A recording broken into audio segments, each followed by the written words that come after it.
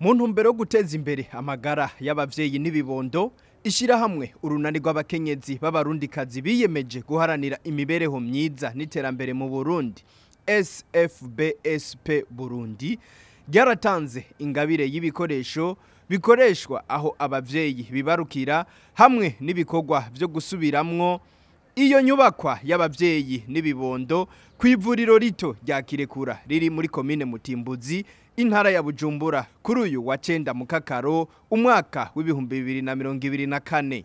Anike Dusenge ajejwe gukurikirana ibikorwa mw'iryo shirahamwe aratwibutsa bimwe mu bikoresho n'ibikorwa bamaze gukorera kuri iryo vuriro. Twaje ngaha mu ntara ya Bujumbura ku mutumba wa Kirekura muri komine Mutimbuzi aho twaramutse tugendera ivuriro rito ryo mu Kirekura kugira ngo tubashikirize bose babona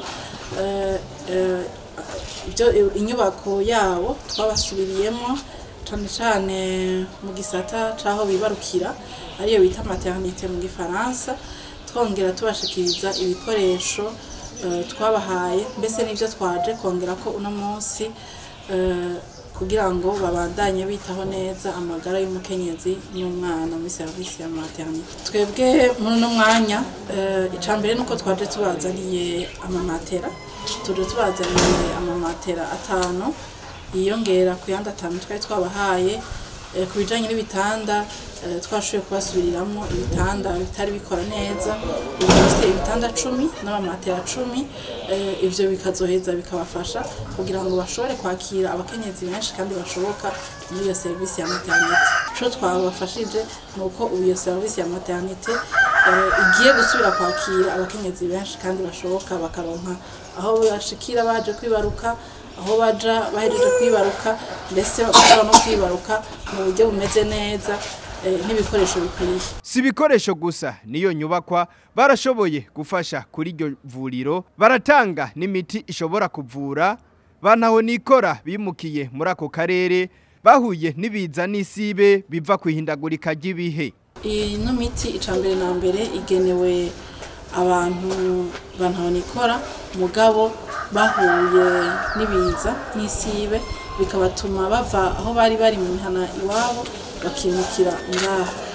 Murabizi yuko iyi komine ya Mutimbuzi yatewe n'amazi ya Tanganyika ituma abantu benshi bideplasa bava aho bari mu Gatumba baja za Maramvya baja ahaza Kirekura.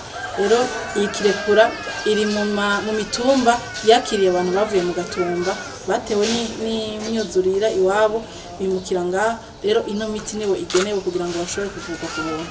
Icegera c'urongoye iryo vuriro ritoyi rya Kirekura arabashimira kuri iyo ngabire kuko ngo yabafashije byinshi kuko imbere yuko batangura gukorana n'iryo shirahamwe batoroherwa mu gukurikirana neza abagwayi na cane abavyeyi baje kwibaruka. Vuriro ryatanguye nyene riri ahantu nta matara hari ahantu nta niki ku buryo bw'uko no mu kwakira abagwayi twakoresha ryatara rya kera ryarindi nyene gikiyo tugashiramo udupeteroli kugira nyene habone mu ijoro canke tugakoresha telefone tukamurika mbere havyase nabujizo twarazikoresha kugira dushobore gusova umunyagihugu ariko ntivyari vyoroshe kubera ko byaratugora cyane kubera nko kwakirira umuntu kwitara hari n'igihe waza telefone kakuzimana ugaca umva wacu niho zakwatsa niyo buci byari bitworohera.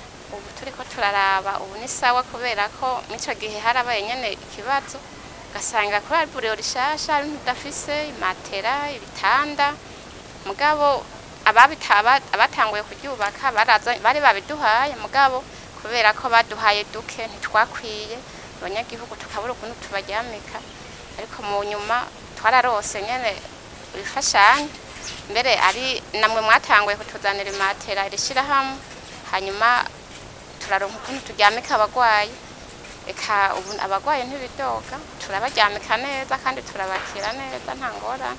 Igisabo twosaba nuko nkuko nyene mwabandanije mudufasha mutuzanira imatera eka mbese sivyo gusa twarabonye ko ubu muratuzanira n'imiti yo kugira dufashe abanyagihugu badashobora gushika kwivuza kure cyane cyane nk'abarya bamaze kugera mu zabukuru birabagora nko kuva ngaha akaja guhiga umuti nk'andi hantu.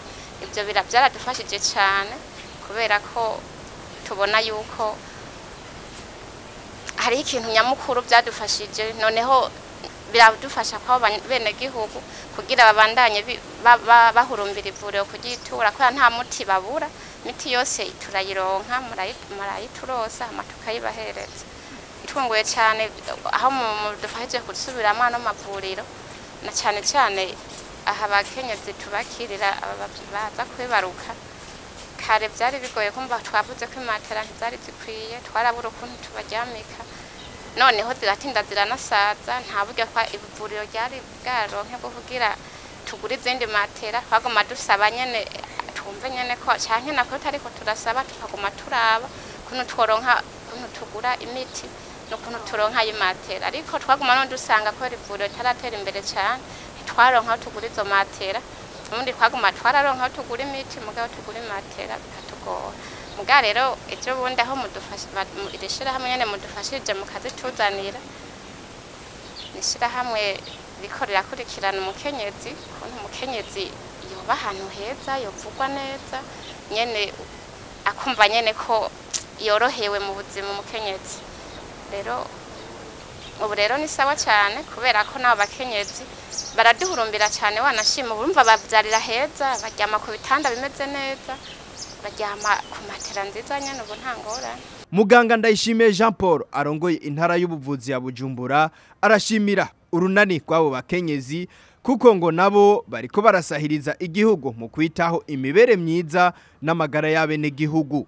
Twebwe intererano nk'izi zitangwa n'abasanzwe badufasha tuzakira neza, kandi twagiye tubabwira yuko twanezerejwe n'ingabire twaronse uko biza bisahiriza igihugu, bisahiriza igihugu mu kwitaho cyane cyane amagara y'abene gihugu, bikadufasha mu kuvura neza. Nkuko mwabibonye twejeje kuronka inyubakwa yari isanzwe hari n'ivyo, mugabo twaronse ubufasha bw'uko inyubakwa bayisubiramo bakayinagura, ndetse barayisiga irangi, barasubiramo indani, barashamo n'ibikoresho bimwe bimwe. Iyo nyubakwa nayo si yindi rero, ni nkuko mwayibonye inyubakwa twita maternité, aho abakenyezi baza kwiyarusha. Mwabonye ingene isigaye imeze, twa turaba ingene yari imaze imisi imeze, badufashije cyane ku buryo tuvuga yuko abene gihugu bagiye kwakirwa ahantu hameze neza. Iki gufasha ndetse abene gihugu duca tugenda kubahiriza kugira bashobore kutwitura cyane gusoma, kuko ubu nta gituma batutwitura kuko dufise aho twakira heza. Yaba uwo mukenyezi yaserukiye urwo runani rw'abo bakenyezi eka ndetse mbere n'uwo arongoye intara y'ubuvuzi ya Bujumbura basaba abo baronkejwe iyo ngabire kuyibungabunga nk'itunga ry'igihugu. Ico tubasaba cyambere nuko ivyo bintu bifata neza, bakabibungabunga, bakabona akamaro bifise, bakabikurikirana kugira ngo bigume bimeze neza, kugira ngo bigirire akamaro mbese ivuriro ryongere bigira akamaro n'abo bakenyezi n'abana baza muri iyo service ya maternité.